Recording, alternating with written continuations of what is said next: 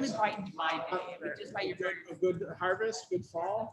Yeah, it's coming along real well. Good, good. Yeah, I was talking to Really surprised. he said it's been a really All right. nice fall for Live. harvesting. Live. We're live. We're ready to go. You know, it's different. I don't see Jared. I see Weather Penny. part, and there's certain areas that are always, And I believe that might be it's like lawyers who have the right office. Right. Iqbal.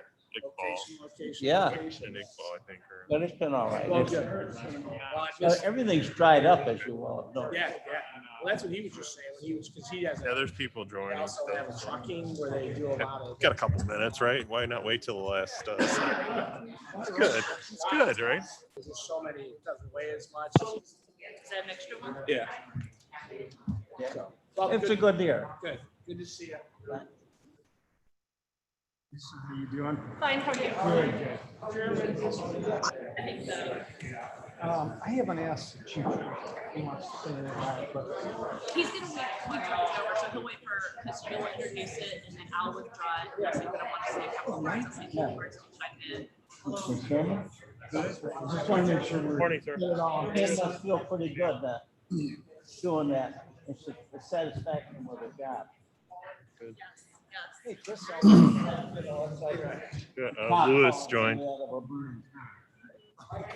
it's exciting every day. I think it's. I feel like I haven't seen you for a while. It's just amazing when a citizen takes the time to acknowledge their. No, I usually do Yeah. them, More, we need more. later on. Exactly. Can't work out first thing in the morning on It's Tuesday, just a so. session. I mean, we celebrated internally, somebody that makes an impact on, writes a letter, that's amazing. But it's very nice.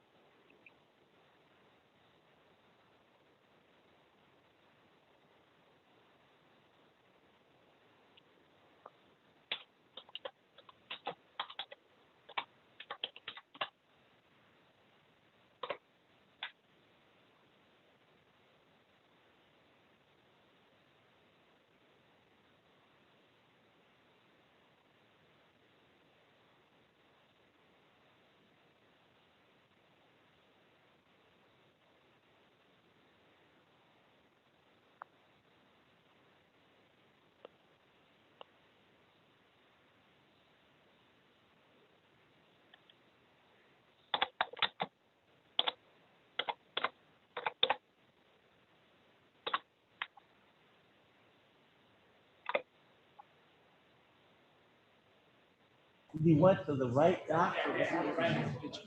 Okay, good. Time I went to. He worked for the transportation. It was like, it was really sad because he like, Good morning, everyone. The hour being 9:01 a.m. on October 15th. I'd like to call the Judicial and Public Safety Committee meeting to order. Our first order of business, Karen, would you please do the roll call? Leonard, Here. Martin, Present. Iqbal, Iqbal present. Kenyon, here. Lewis, Here. Thomas,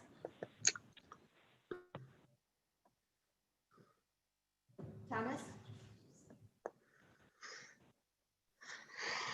Okay, we have a quorum.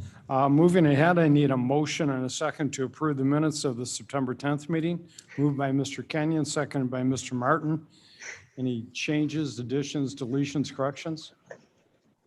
Seeing none and hearing none, please take roll. Iqbal, Yes. Kenyon, Yes. Martin, Yes. Sanchez, Lewis, Yes. Thomas, Minutes are approved. Anyone here for public comment? Seeing none, we will move on to the financial reports. Those are in your agenda packet. And Erica is here in case she would like to make any comments. Good morning. The September budget accounts payable and P card report were in your agenda packet for review. In the general fund, the coroner's office is trending, actually not trending, it's over, exceeded the budget for fiscal year 20. We will need a budget adjustment resolution to come forward closer towards the end of the fiscal year once we know exactly what the needs are to rectify that. In these special revenue funds, any items trending higher than recommended or over have been reviewed. And in all cases, the funds have enough fund balance to cover current expenditures in those areas. So we'll continue to monitor there. Be happy to answer any questions you might have. Any questions from Ms. Wagner? Not? Thank you very much. Thank you. Appreciate the report. Moving on to the State's Attorney's Office, Ms. Orland. Morning. I do have filings. Felony cases year to date were at 1,960. DUI were at 504.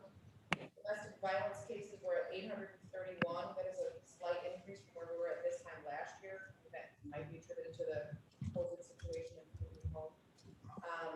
So I don't think that's what I would say. Traffic fines were at 14,107. And misdemeanor offenses not including DUI and domestic violence were at 1,000. Very good.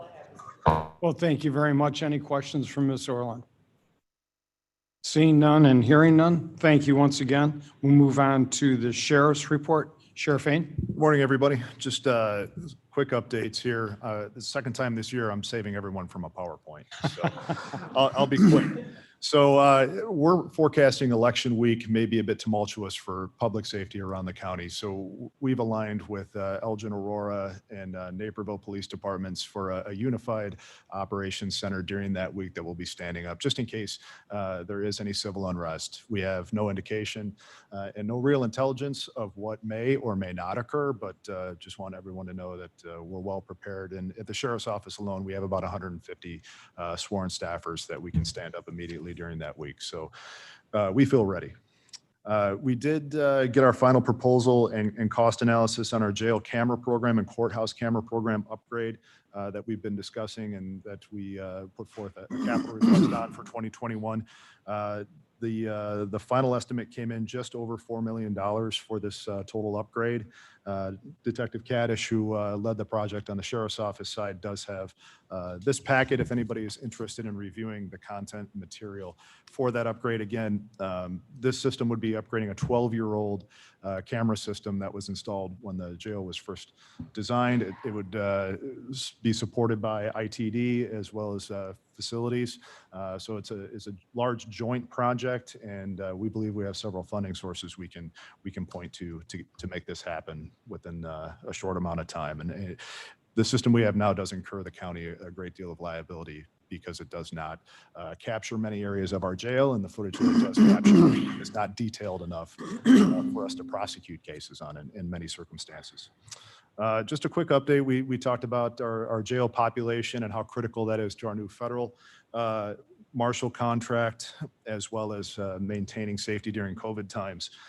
We are seeing a slight increase in conjunction with what Ms. Orland was discussing with the felony cases this year. And we are going to work with the state's attorney's office like we did at the beginning of COVID to continuously monitor the population and push as many people out as we can on electronic monitoring. We are up to 35 people on EM currently.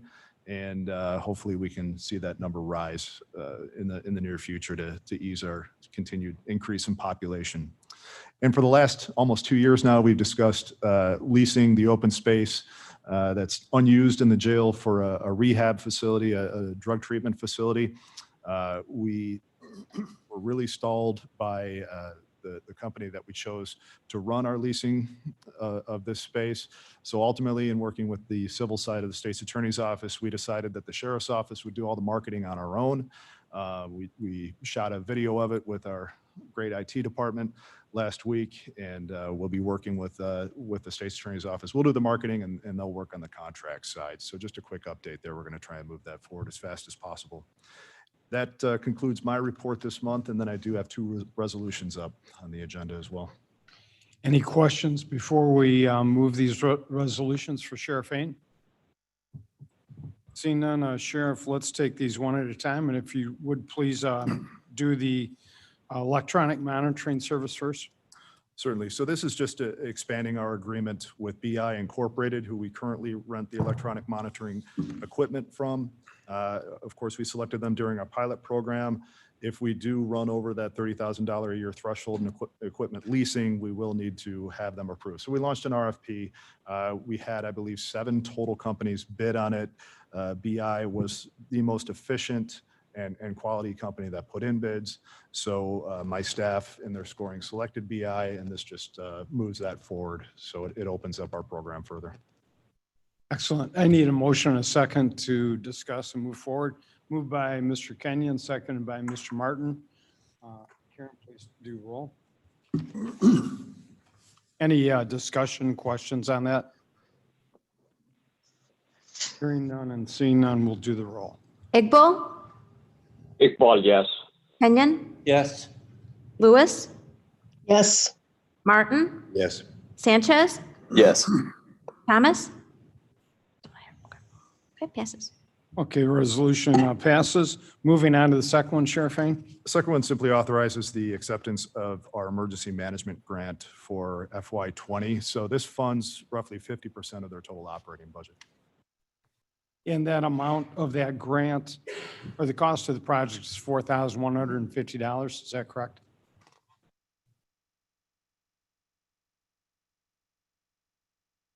I'd have to research that closer. That number doesn't sound right. The grant offered to the judiciary from your year is in an amount under 50,000. I know that. I'm sorry. Yes. Okay, very good. I need a motion and a second to discuss and move forward. Moved by Mr. Kenyon, seconded by Mr. Martin.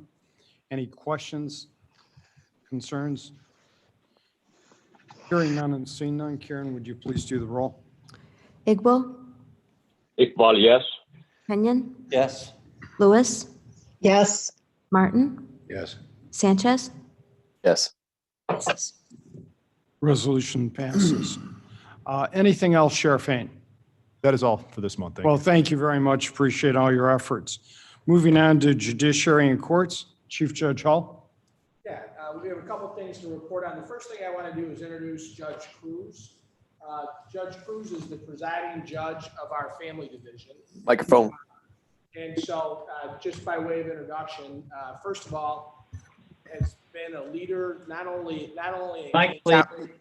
in Kane County, but also in the field throughout Illinois, kind of during COVID, trying to make family court work, and they've been very successful. On top of that, he's always looking for something else to do, and there's never a shortage of that. And one of the things that we as a judiciary wanted to do was to look at our interpreter service.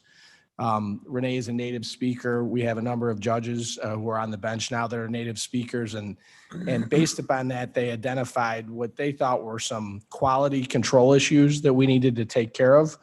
And so for the last 5 to 6 months, Judge Cruz, along with Judge Parga, Judge Valdez, and a couple others, along with our staff, have been working on what we can do to improve the quality of our interpretation, yet at the same time, do everything we can to make sure that it's efficient and effective for the county. So with that, we're kind of getting there towards the end, and I want to turn it over to Judge Cruz just so that he can keep you up to speed on it. You know, I would just like to interrupt for 1 second, if I may.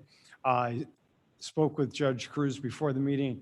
and very pleasant conversation. He was nice enough to let me know this won't last more than 45 minutes. So. We talked him down for 3 hours.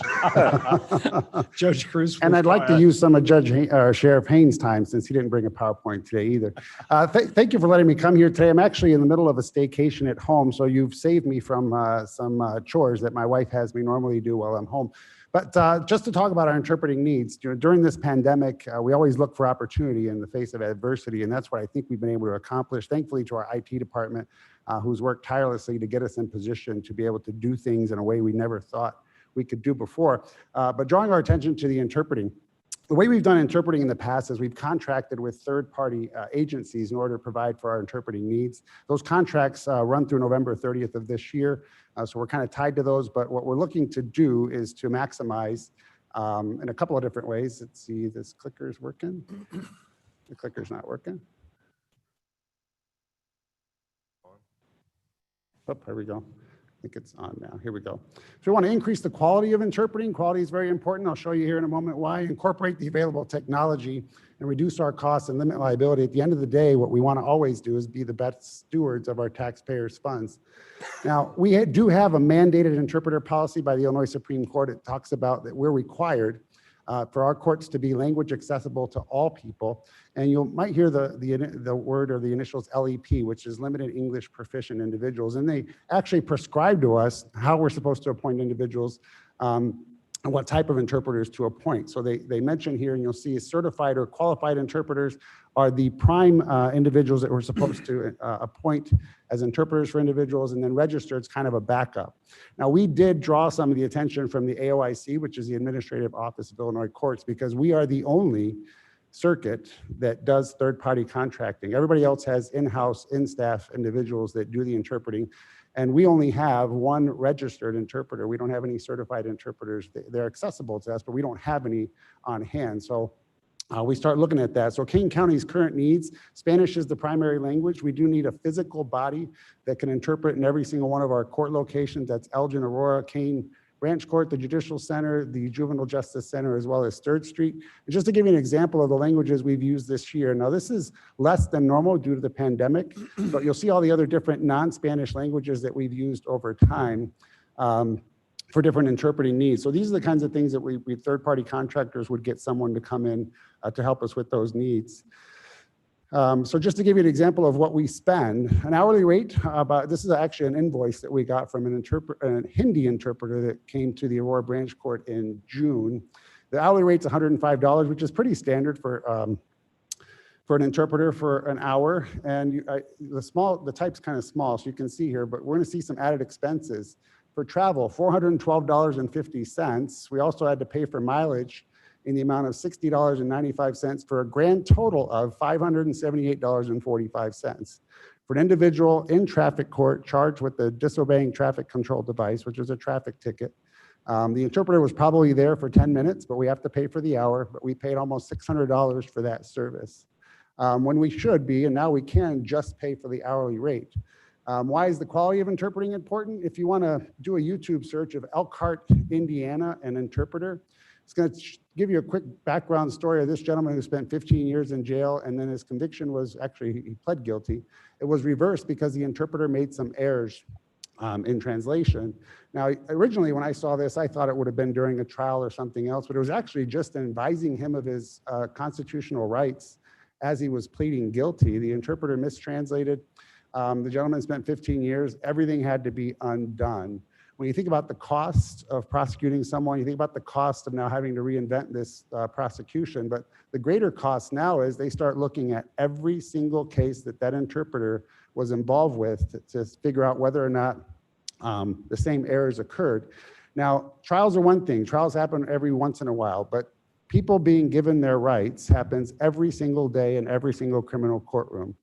So when you think about the possible consequences of having to look through and undo some of these things, it can be staggering. I'm sure that these happen at least 200 to 300 times a week in our court system. here in Kane County. So these are the hourly rates for the company that's kind of at the forefront. When the pandemic happened, we actually interviewed several companies, and Interprenet, which is based in Chicago, was the leader. These are their rates that they charge on the Zoom platform. Again, we have Zoom available to us through the OWL technology that IT was able to get installed for us. And then we do have some equipment from the OIC that are basically interpreting stations where individuals can go be on Zoom and be present, or interpreters can jump in as well. The Administrative Office of Illinois Courts, understanding the importance of the interpreting, right now we have the ability to get these services from interprenet at no cost. We hire them, they bill the AOIC directly, so it doesn't cost us anything. But we are under some limitations because we're still under these contracts with third-party vendors to use them through November 30th of this year. So we are limited. And I just, at the very bottom here, it does point out that right now the 16th, 22nd, and 23rd circuits have been currently using them. We were the first ones in Kane County to get involved with Interprenet. Just so you know what certified and registered interpreters are. Certified, basically, there's a testing system that involves a written test and a verbal test. Anyone who passes over 70% of that test is certified, and if you're at 60%, you're registered. During normal times, outside of when they're paying for all of it, we get reimbursed $60 per hour for every hour that we engage an interpreter that's certified, and $30 per hour for every time we engage an interpreter that's registered. And it kind of goes along with what they normally charge. So that Hindi interpreter that would be $105 per hour, if we do it remotely, it would be at a net cost to us of $45 because we'd get reimbursed $60. Again, no travel and no mileage. And the Administrative Office of Illinois Courts also puts together a database for us that we can hire from. I just did a quick search there of a Polish interpreter. It points out phone numbers, everyone who's available and their qualifications so that we can bring them in remotely now instead of having to bring individuals in person. In order to accomplish this, we actually need someone in-house in order to do this. So we're looking at hiring an interpreting coordinator. We're about to post that position. We've had to do some creative things to find the ability to do that within the judiciary's means. But we're looking for someone primarily who's Spanish speaking, that is a certified, at least minimum registered interpreter. So they not only can kind of oversee the process, but they can actually be on hands and be an interpreter through the process. They'll participate in reviewing the applications for anyone who wants to be interpreters in other areas.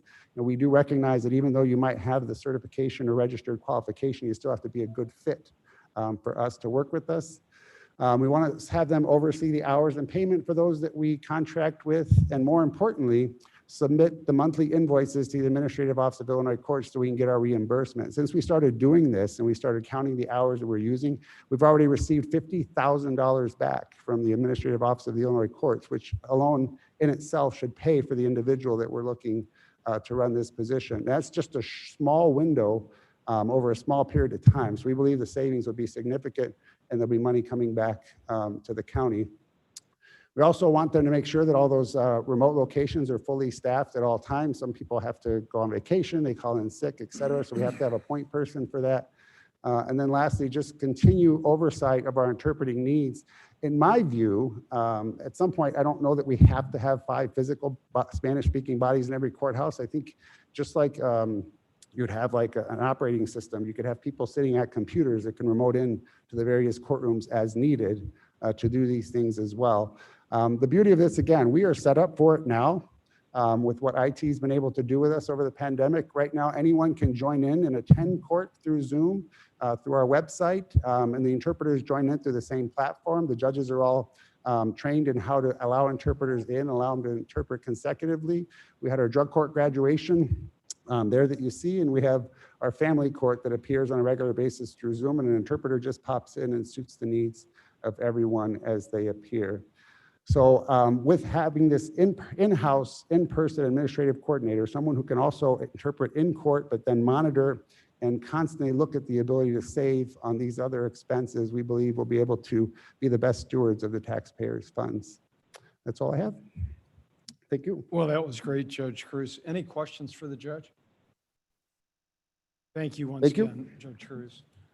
Chief Judge Hall? Yeah, and I want to thank Judge Cruz and point out that, you know, one of those things that we talk about with that reimbursement is that the AOIC did send a check to the county, and at this point, as he had said, we've collected in reimbursement, $50,000. So we're proud of that amount, and we think it's going to continue to increase. So the next thing, did you want me to talk about the build out? Yes. Okay. Well, if we could first, I think we did have one resolution. We were Yes. looking at the Child Protection Data Court grant. Go ahead. I'm going to go ahead and turn it over to Ms. O'Brien. Morning. Good morning, Yes, Ms. the O'Brien. resolution that we have submitted is for our Child Protection Data Corps grant. We've been receiving it for the last several years.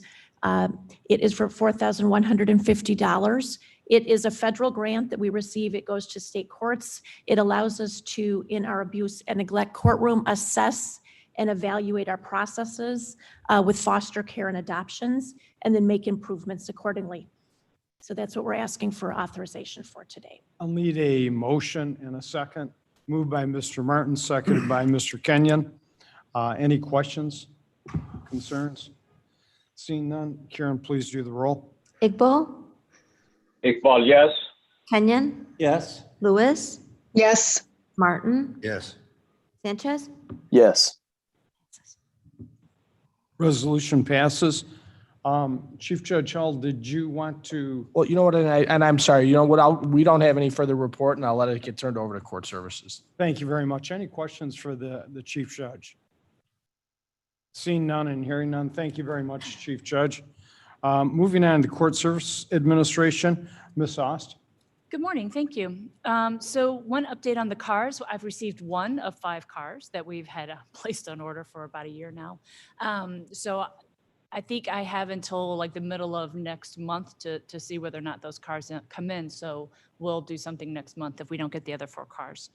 The next item that I want to talk about is how much money that court services has saved this last fiscal year. And that's going to roll into the resolution that I'm going to withdraw. So one of the things back in 2016, we made an informal promise between court services and the finance department and this board that we would be allowed to float our headcount up and down depending on what the need was for the department. Well, with the pandemic and the stay-at-home orders, arrests were down. And so what that meant was that our bond calls were a little bit light. And so we had some people leave and we didn't replace them because we didn't need to. At the same time, unfortunately, the JJC also had a bit of a breakout. And so their population was kept on hold. And so as people left that facility, we did not replace them because the population went down.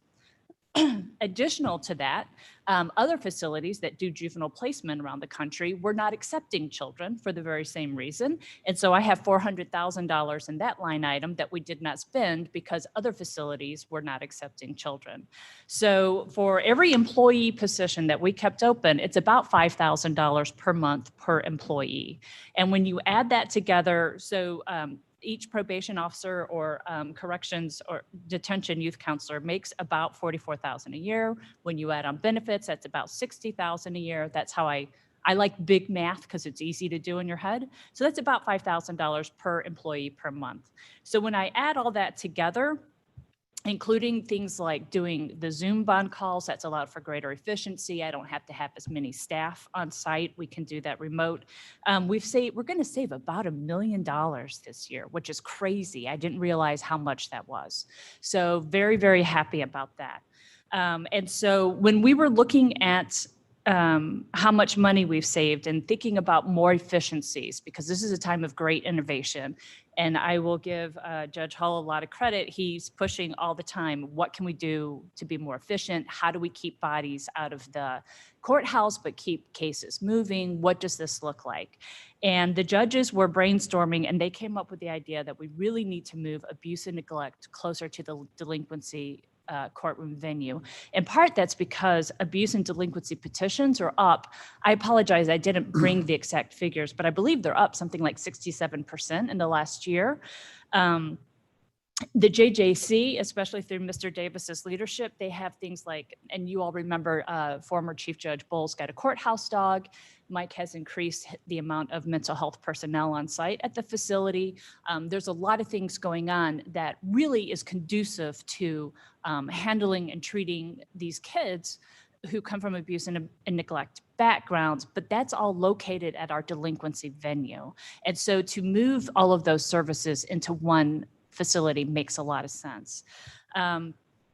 So like I said, at this time, I want to withdraw the resolution because part of what I was looking for was to take some of this $1 million surplus from this year and roll it over into next year. Because to do this build out, since we really do feel like it benefits the children and the families. And in all transparency, we've talked about this over the years, a lot of our kids who are delinquent come from abuse and neglect backgrounds. It really does make a lot of sense to combine all these services because we'll be able to start treating these families earlier. So we want to use probation fees in order to do that, but the state statutes say that amount of money has to supplement, not supplant county funds. And so we were looking to have the county build a consensus or to approve to earmark some rollover funds so that the county is making a contribution to the probation fee contribution for the build out of that. Chief, did you have anything else that you wanted to? The only thing that I wanted to add is when we were looking at that, so the AOIC kind of, first of all, Lisa's very nice in giving me the credit, but I think it deserves to continue to pass along. So Judge Karianis and Judge Parga, who are our two juvenile court judges, are outstanding. And what they were the ones, they came to me and said, we really need to make this happen. And they had already gone over and looked at the space to try to figure it out. If you go back about 15 years, when that building was built out, it was designed to have 2 courtrooms. But the second courtroom was only going to be built out after the next building that was going to be built on the berm was built. Well, 2008, 2009 came, that building's never been built. But the idea was always to have 2 courtrooms there for the efficiencies that we just talked about. So it's, so it was planned for by the county. It just has never had the money to build it out. Second, when we were trying to figure it out, it's been priced out at about $1 million. And so then I went to Doug and Andrea, like I do a lot of times, and said, how do we make this work? They talked to Lisa and they identified the probation fees as a possible funding source. Then this is where I give the credit back to Lisa, because Lisa has a great relationship with the AOIC and has challenged the AOIC. The AOIC has always said you can't use probation fees for capital projects. Lisa spent some time looking through it, came up with some arguments. The AOIC, we didn't know what kind of reception we were going to get. They said, you know what, you have a pretty good point. But they said, we want you to give us a legal opinion that says that you can do what you're doing. And then Terry Hunt and Dave Rickert also joined in and said, hey, we have to protect the county. We don't want to spend this probation fees, and then found out that it's an inappropriate use. So we've been working with everybody to try to put this together. So in the end, the way that we've figured this all out is, if we can ask the county for a contribution, and we're not doing that today, but if we can ask the county for a contribution of about $125,000, that's about, a little over 10% of the total project court. That was what AOIC thought would carry the day for them on the supplement, not supplant. We can build out the second courtroom and in essence have $1 million project that's going to cost the county about $100,000 to $125,000. The other thing, when I was talking to Chairman Lawson about it, that was important was to note that if we don't get it approved, we're not, the money that we're asking to eventually be earmarked, we're not asking the county to commit to $1 million. If the AOIC tells us you can't do this, which is still possible, then that money would not be spent. So I think that overall, it most importantly, it goes back to, it's great for the kids, it's great for the families, it's what's intended by the county a long time ago, and I'd be happy to answer any questions that you might have. And I'll just add one thing further. So I am withdrawing the resolution, but I'm withdrawing it because of timing. And speaking with different county officials, they wanted this to be introduced more like March, but the AOIC requires an answer closer than that. And so I understand it's a little too soon to ask for a rollover, but I'm asking for it to come out of the juvenile placement line item, which again, we did not spend, and that's $400,000, and to roll over into the JJC building improvement line item. And again, with the promise and the understanding that if the project doesn't go through, that money doesn't get spent. Any questions for Ms. Oster, the Chief Judge? Just to summarize, I think this is a great opportunity for us to get that second courtroom built out. It's $1 million project in what, if I am correct, what you're asking for is $100,000 to $125,000 towards that build out from the county. The rest will be handled by different funds that you have available in rollovers. Obviously, we can't approve anything like that right now until the budget comes out, but we will put it number one priority once the fiscal year 21 budget comes through. At this point, what I would like to do, just to maybe reassure the AOIC, is I would like a consensus vote. And ideally, I would like it to be a unanimous one so that they can go back to the AOIC and say, yes, the county will be involved and they are willing to contribute an amount up to $125,000. So at this point, do I have a consensus to move this forward? For me. People on the phone, do you have any objection to this? None. No, perfectly fine with me, Anita. Okay, very good. Then if you could, Karen, I'd like you to put in the record that this was a unanimous consensus. And we'll wait to get the budget approved. And once we get that approved, we're going to move ahead very quickly on this. Thank you to everybody, the chairman, yourself, everybody that we've talked to. It's been, it's just great to, again, teamwork and putting it together. So now we just got to hope the AOIC follows through. But thank you. Oh, you're very welcome. Anything else, Ms. Austin? No, sir. Thank you. That's all I have. Well, thank you very much. Moving on, we'll go to juvenile justice. Mr. Davis? Good morning. I have a couple of resolutions for you today, if you're ready. Yes, we are. All right. The first resolution is to renew a 3-year intergovernmental agreement with Kendall County to provide detention services. The current contract expires on December 1st. The language in the agreement, there will be a per diem increase from $120 a day to $135 a day. I also wanted to mention that our contracts going forward, I've talked in the past about the number of kids with serious mental health issues we have in the building.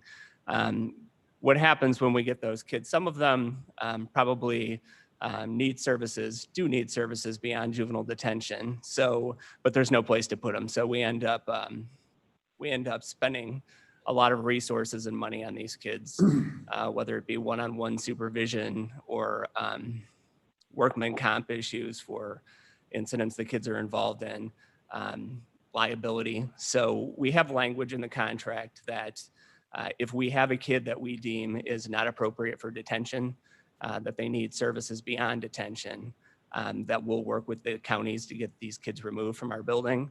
And if they're unable to get the kids removed, the per diem rate will increase to $500 a day to cover our cost. Any questions? Well, before that, I need a motion and second to move this forward. Mr. Kenyon moves, Mr. Martin seconds. Any questions, discussions, concerns for Mr. Davis on this? Seeing none and hearing none, Karen, would you please do the roll? Igbo, Iqbal, yes. Kenyon, Yes. Lewis, Yes. Martin, Yes. Sanchez. Yes. Resolution passes. And the second resolution, Mr. Davis? The second resolution is with Ogle County. It's also to renew an intergovernmental agreement to provide detention services. It's also an increase in per diem costs from $120 to $135.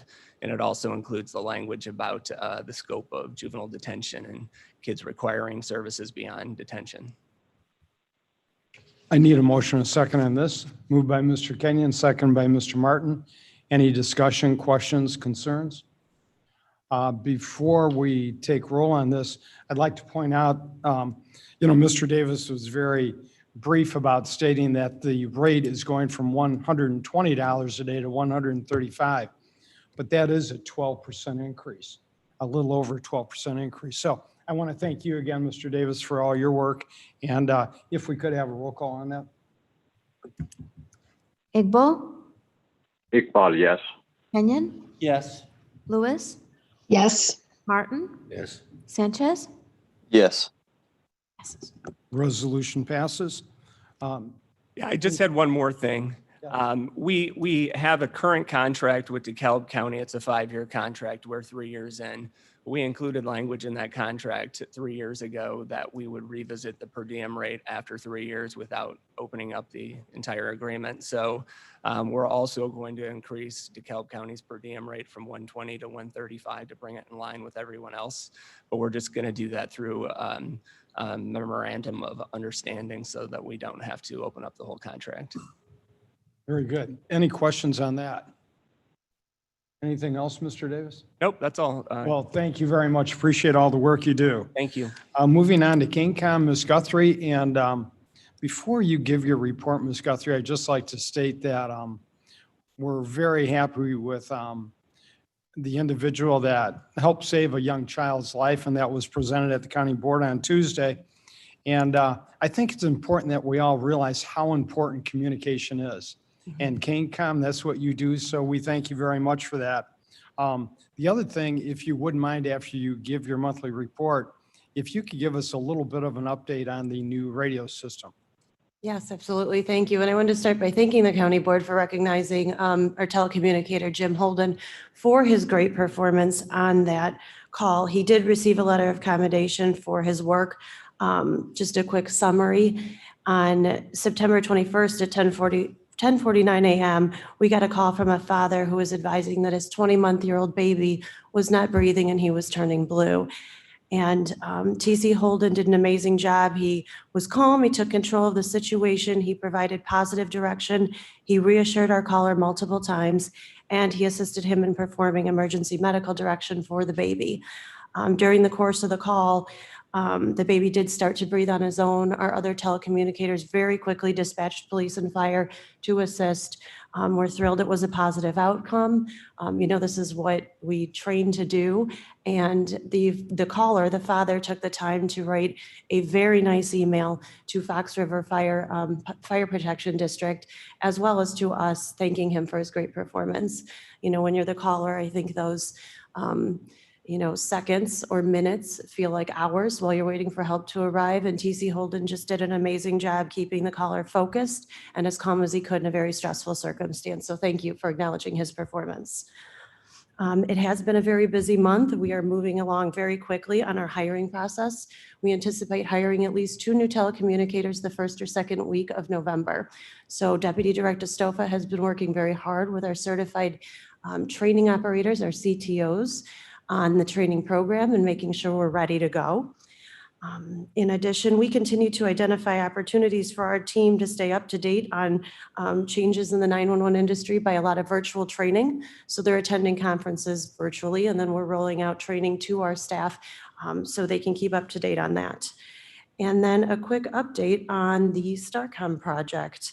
It is moving ahead. We took a lot of deliveries. If you've been around the campus in the past month, we took a lot of deliveries that were dropped out front here. We are storing that in OEM's office, in KaneCom, as well as in the kitchen area. We actually have somebody on site today who is inventorying that. It is going to be through Motorola and the project. They're inventorying it, making sure everything that we've expected to arrive has arrived. And I believe we continue to accept shipments through the middle of November. We met and had a quick kickoff this past week at the sheriff's office, and we will continue to keep the committee up to date on timelines and moving forward. Wonderful. Any questions for Ms. Guthrie? Seeing and hearing none, thank you very much for the report. And once again, receiving this new technology is so important, and it is expensive. And we were able to use CARES money for the bulk of this, which is great. And I just want to thank you for pushing ahead on this and making sure that it is becoming a reality. Just as Sheriff Kane had pushed on the camera program for the squad cars and for the deputies. These technology issues are so important to us for so many reasons. And, not trying to get financial about the benefit of it, but from a liability standpoint, by having this technology upgrade in these areas, we are literally reducing our liability exposure. So I think it's really not only a necessary thing, but a much improved system for everyone involved. So thank you very much, Ms. Guthrie. Thank you.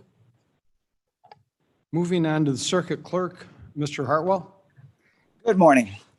So taking a look at the activities, all case activity is increasing. Filings are up. Cases to court are up. We're not quite to the levels we were prior to the pandemic, but these numbers are up. Of course, monthly revenues are going up, but we're still looking at a $2 million shortfall from what was in the budget. Ms. Haas had brought up a question regarding abuse and neglect cases. Those case filings are actually up 74%, which gives us an indication regarding maybe the need for that second courtroom.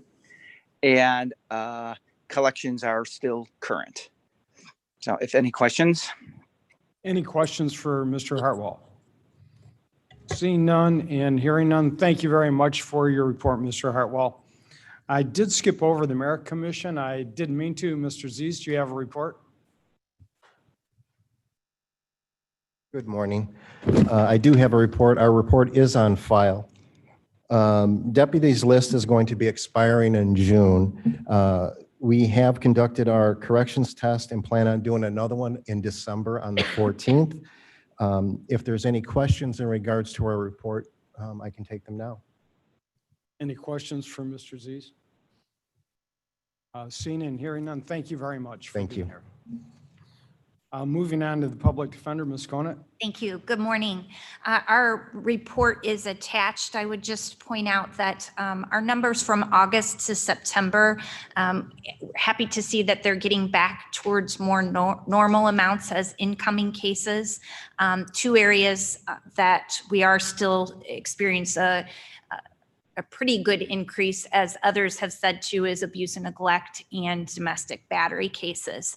But other than that, we are seeing that our appointments are sort of stabilizing and getting back to normal numbers. We are still working on the backlog of cases due to the shutdown. So our numbers are still high overall, but we're happy to see that the incoming numbers are starting to stabilize a little bit.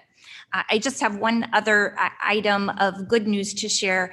A number of our attorneys in our office participate in a program through Northern Illinois Law School where they are mentors to incoming first-year law students. And we have done that for several years in our office, and there are several attorneys that participate. This year, one of our attorneys, Jenny Amato, was nominated as the Mentor of the Year for that program. So we are very proud of her, and as well proud of the fact that we are able to give back to the legal community. And that's all I have for this morning. That's wonderful, Ms. Conant, and please pass on our congratulations. Thank you. Any questions for the public defender? Hearing and seeing none, thank you once again. And moving on to the coroner. Do we have a report from the coroner?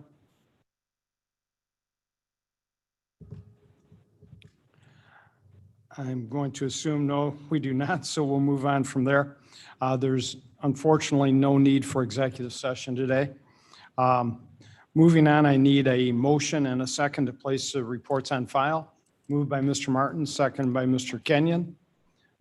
Any questions, discussions on that? If not, Karen, please do the roll. Iqbal, yes. Kenyon? Yes. Lewis? Yes. Martin? Yes. Sanchez? Yes. Okay, the reports are placed on file. Before we adjourn, I'd just like to say, it's very interesting in this very troubling time with the pandemic to see what all of these different elected officials and department heads on this committee are doing, not only to improve how we're handling business, but to lower costs and to bring more money into the county. It's really exemplary to everybody in the county. So I want to thank each and all of you for all that you do and for all that you've done to help make Kane County a better place to work and live in. Finally, I need a motion and a second to adjourn. Moved by Mr. Martin, second by Mr. Kenyon. This is a voice vote. All those in favor, please say aye. Aye. Aye.